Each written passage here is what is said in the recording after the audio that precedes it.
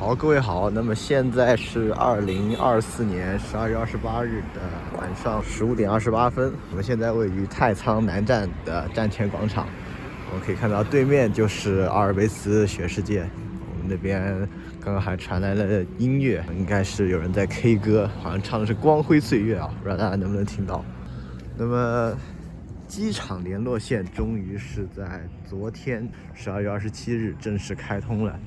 那么这次好像也是打破了惯例，因为上海地铁传统是新线统一都在周六开通的，而这次却是放在了周五，早了一天。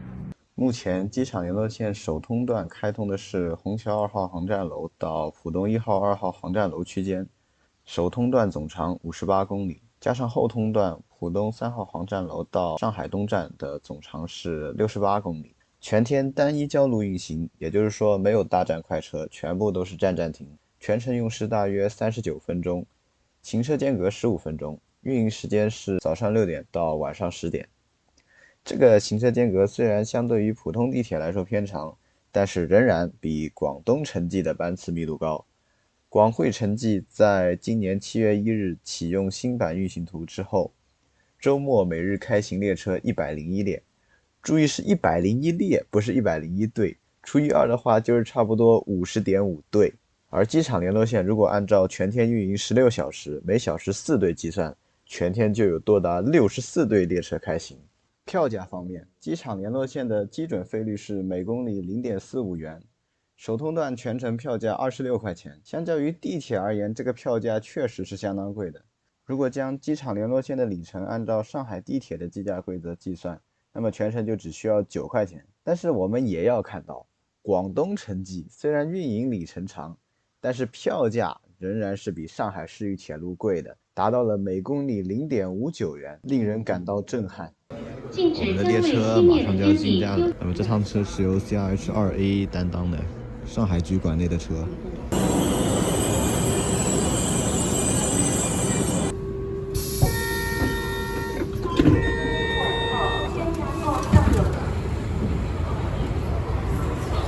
那么这次为了体验机场联络线，我也是特地为我的会员公交卡包充了100块钱，肯定是够的。这个市域铁路乘车呢，跟一般的地铁不一样，卡内余额好像至少要有30块还是多少，所以呢，你要是刷公交卡的话，你得注意一下。市域铁 Suburban Railway 这个命名也值得说道。最开始它就是命名为市域铁，所以最开始你看到的导向标上基本上写的都是市域铁机场联络线。那么后面他们也觉得可能听着有点拗口，所以改成了市域线机场联络线。然后最后呢又启用了一个简称叫做市域机场线。所以你现在可能会看到3种导向标志：市域铁机场联络线、市域线机场联络线或者市域机场线，都是同一回事儿。现在上海终于也出现了这个市域铁路的标志，我觉得这个标志还是挺帅的，当然个人感觉也可能是比较新鲜、比较少见。你看这个地铁标志，就跟公交车一样，那这个铁道标志呢，太常见了。这个市域铁一看就很高级。首先这边的施工围挡都是已经拆掉的。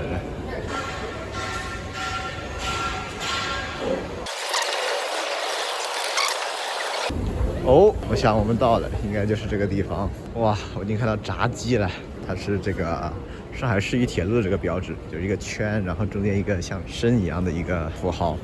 它是上海地铁的全资子公司，所以你可以认为其实就是上海地铁。这个虽然它有些地方是按照国铁标准建造的，但是它跟国铁是没有多大关系的。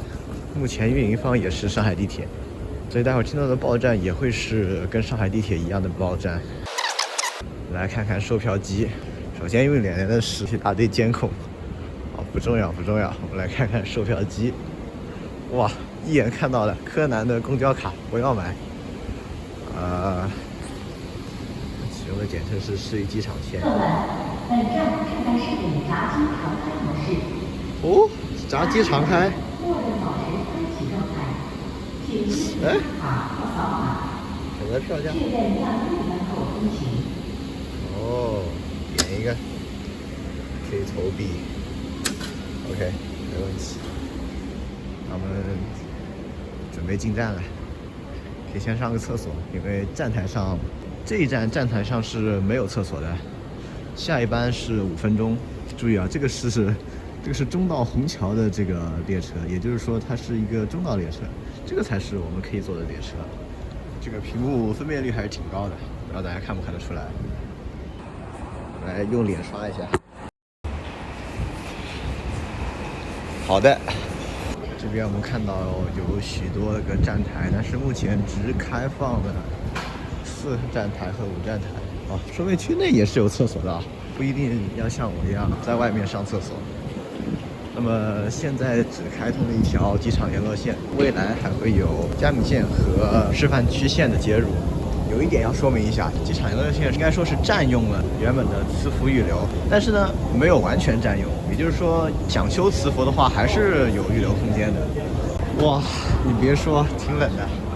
哎，来了，车来了，车来了。客流还是相当可以的啊。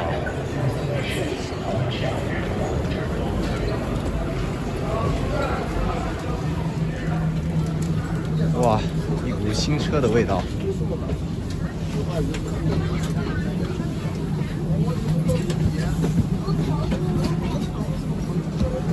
还是有挺多尝鲜的旅客朋友们的。这个方向好像也不大对。你好，能让我坐在里面吗？啊，谢谢。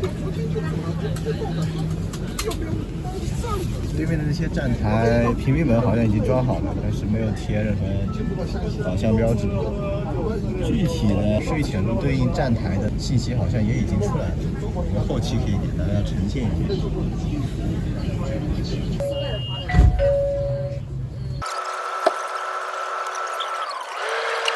列车关门到发车的时间还是挺长的。现在遇到了一个倒座的情况。哇，这加速其实还挺猛的，你别说。然后我们这节车厢是不是动力车厢？反正我听不到电机声。本次列车终点站浦东1号、2号航站楼，下一站中春路，开左边门，可换乘9号线。请注意换乘列车的首末班车时间，请把爱心专座留给有需要的乘客。列车运行，请站稳扶好，不要看手机，注意脚下安全。市域机场线严禁乞讨、卖艺、兜售、散发小广告等行为。使用电子设备时，禁止外放声音，不得在列车车厢内饮食。 Next station, Jungcui Road. Doors will open on the left. You can transfer to line 9. 我其实很好奇这个司机会不会下来，那么看来司机是会下来的。关上门之后的发车时间还是比较长的。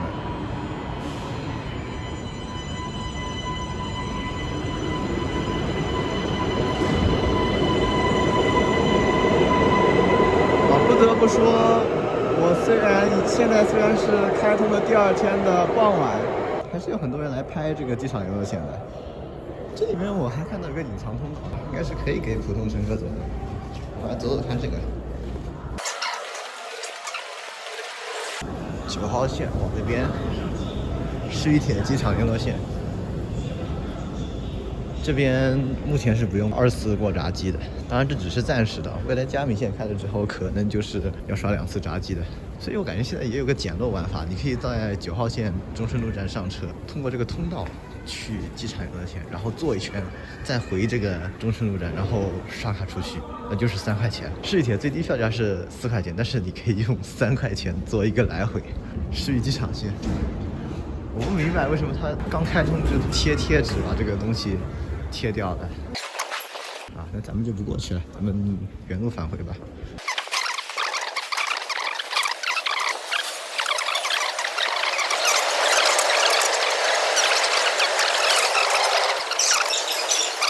好，我们现在中顺路站里面再走走吧。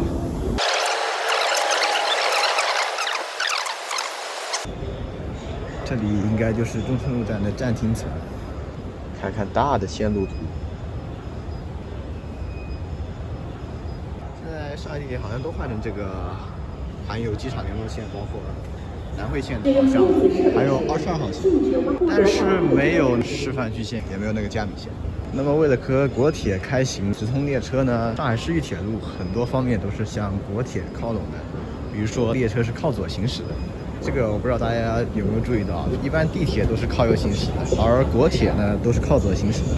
还有最大的一点不同就是信号系统了。一般来说，现在新建的地铁都是采用 CVTC 的信号系统，也就是基于通信的列车控制系统。这样的话，列车最高可以达到 GOA4 的自动驾驶等级，也就是无人驾驶。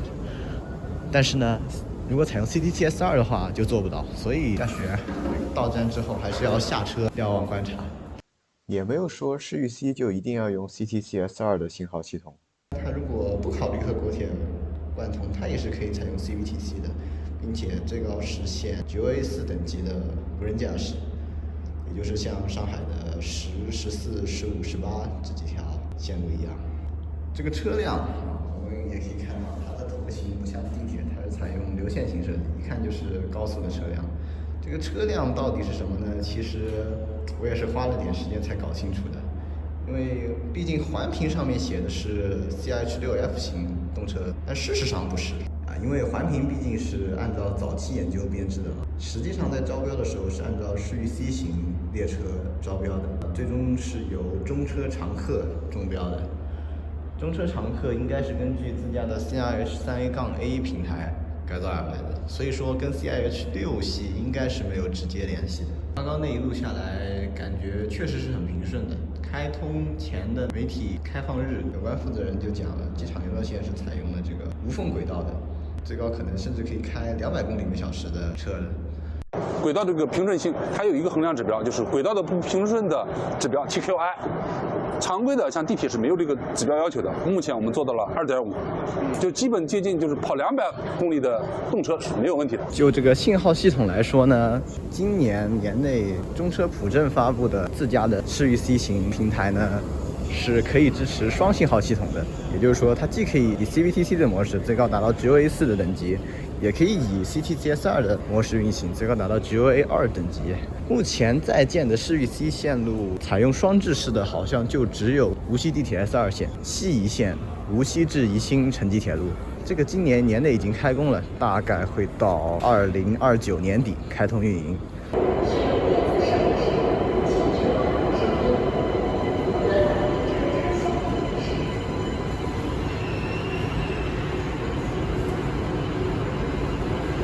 哇，这个客流有点恐怖的。这开通第2天啊，开通第2天可能很多人是来尝鲜啊。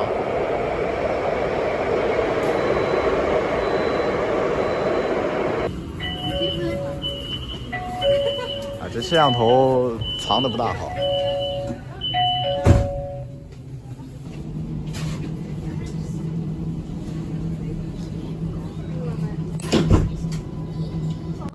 这里我原本是想拍速度定显的，但是现在不知道是 bug 还是有意为之，全程基本上只有在开出的时候会显示几秒速度，后面全部被黄色的字幕挡住了。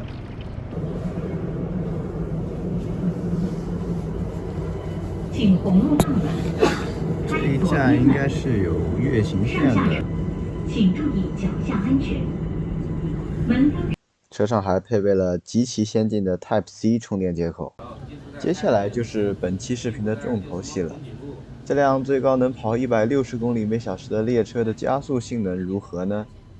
此前我们对上海地铁的多条线路进行了调查，结果显示大部分线路的最高进出站加速度都在1米每平方秒，也就是3.6公里每小时每秒左右。这意味着每秒速度会增加3.6公里。比如这是按照数据绘制的16号线某区间运行时的加速度时间图像，最高加速度在1.1米每平方秒左右。我们对此进行积分，可以得到速度时间图像。这张图中可以看出达速时间并不长，我们还可以进一步积分得到速度位移图像。全程在2073.85米处达到了最高速度120.59公里每小时。那么机场联络线的情况如何呢？本次旅途我一共测了3个区间，分别是三陵南康桥东、康桥东度假区和度假区浦东机场。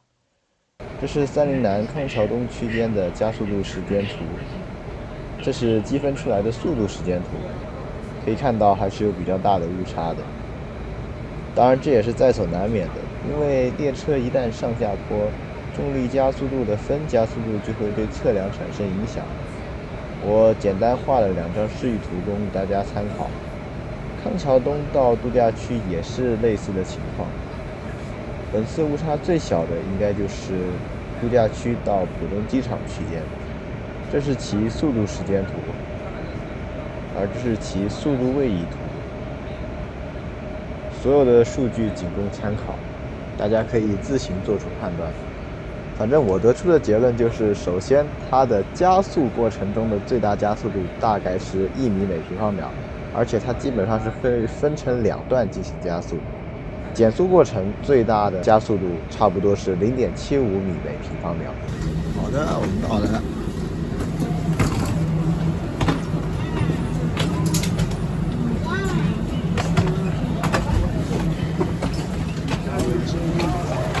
你在上？我应该是第一次坐地铁来这个地方，第一次坐地铁来到浦东1号、2号航站楼。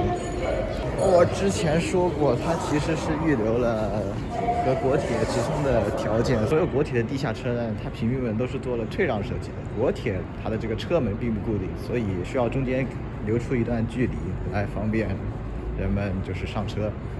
这个我可以到时候给它找个素材贴上来。目前这边是没有做这样子的预留的。刚刚从上海国际旅游度假区，也就是迪士尼到这边呢，列车是采用拉风箱的形式运行的。也就是说呢，刚刚那辆车过来，然后它就会回去。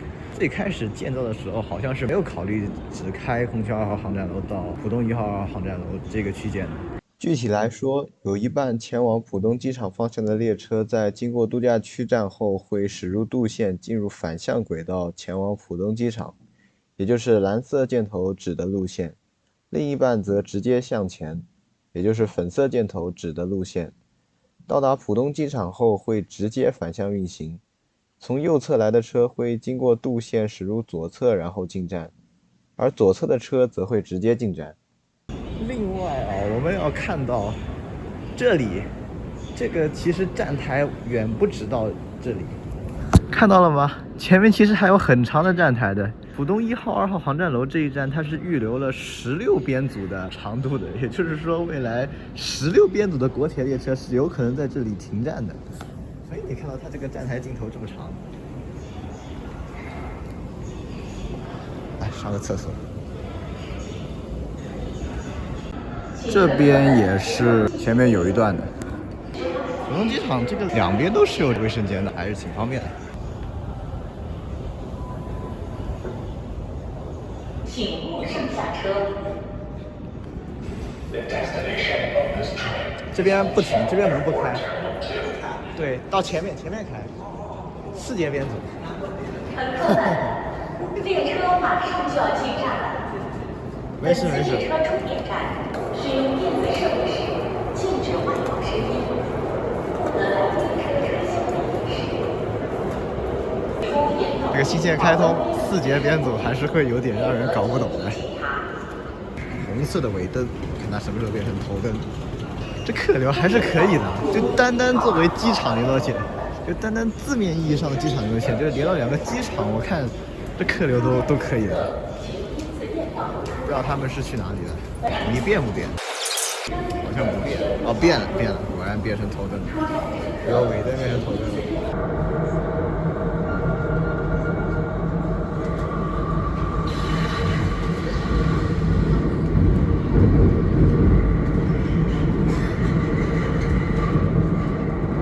本站是康桥东，这里是一个月行站。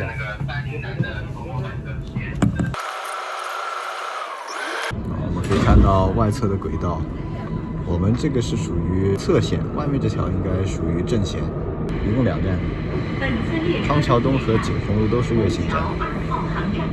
现在虽然没有速度定线，但我感觉应该差不多达速了。造声还是有的，主要是那种低频的噪音，就不是那种很尖锐的噪音，整体感觉还行，毕竟160嘛。但是11号线那个曲线啸叫真的受不了，待会儿回去的时候可以给大家录一段。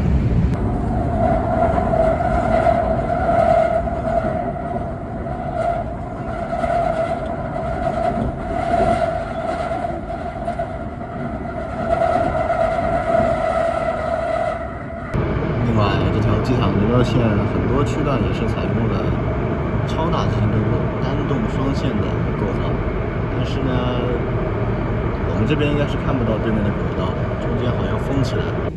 门灯闪烁时，请勿上下车。We're now at Jinhong Road. Doors will open on the left.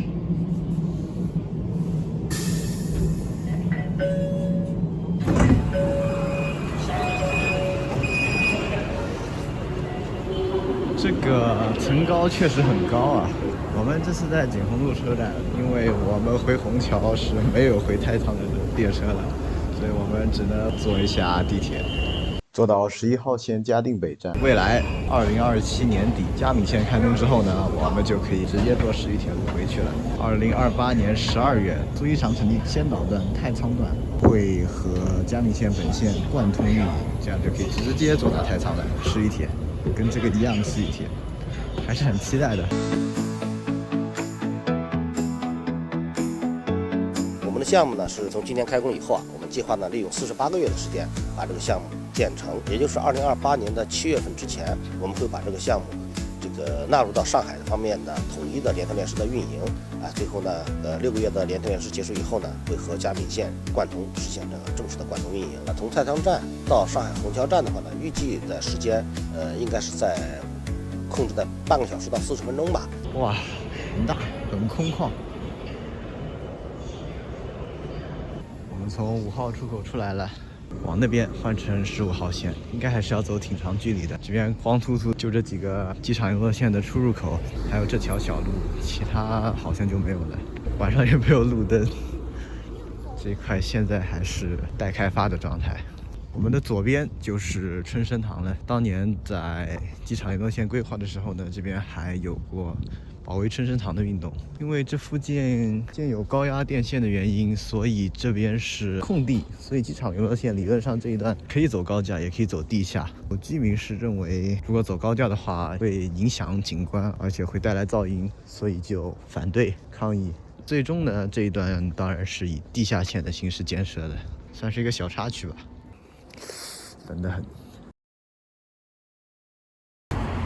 到3号口了，其实 我感觉也没有特别长，至少到这个口还不是特别长。这个口到地铁站呢，肯定还是要走一段距离的。从这个新的铁路线路图来看，这一站未来还会接入19号线，未来将会实现站内换乘。当然，这个19号线建成应该还需要挺长一段时间的，全线可能要到2031年。这就是无人驾驶的15号线 GOA4 等级，我们刚刚提到的。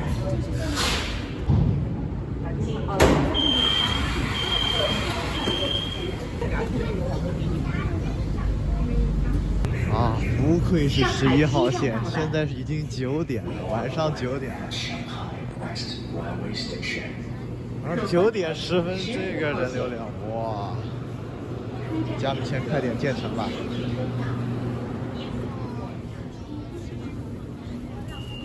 不过这个点可能正好是出城方向的高峰。好，那么这就是本期视频的全部内容了。头2个